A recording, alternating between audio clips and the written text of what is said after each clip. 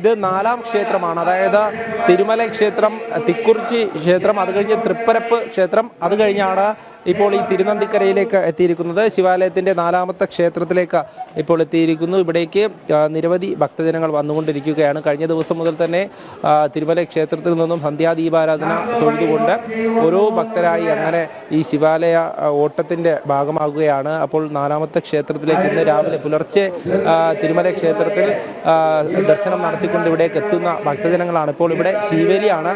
അപ്പോൾ ശീവേലി നടക്കുന്ന സമയം ഉള്ളിലേക്ക് ഭക്തർക്ക് പ്രവേശനമില്ല. ആ സമയത്ത് തന്നെ ഈ ഭക്തരെല്ലാം അങ്ങനെ പുറത്ത് നിൽക്കുന്ന ആ ഒരു ദൃശ്യങ്ങളാണ്. അവരൊക്കെ ഇങ്ങനെ കാത്തു നിൽക്കുകയാണ്. ഈ ദർശനത്തിന് ശേഷം അടുത്ത ക്ഷേത്രത്തിലേക്ക് പോകേണ്ടതുണ്ട്. അങ്ങനെ 12 ക്ഷേത്രങ്ങളിലേക്ക് എത്തുമ്പോഴാണ്, ശങ്കരനാരായണനെ വണങ്ങുമ്പോഴാണ്, ആ ഒരു ദർശനം കിട്ടുമ്പോഴാണ് ഈ ഒരു ശിവാലയ ഓട്ടത്തിന്റെ പരിസമാപ്തി എന്നുള്ളത്. എന്തായാലും ഈ ഭക്തജനങ്ങളൊക്കെ തന്നെ എങ്ങനെ നിൽക്കുന്നത് കാണാം.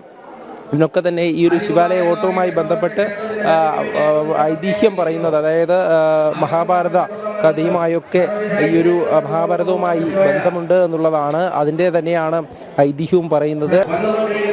തീർച്ചയായും വലിയൊരു ഭക്തജനത്തിരക്ക് നമുക്കിപ്പോൾ ഇവിടെ കാണാൻ സാധിക്കും.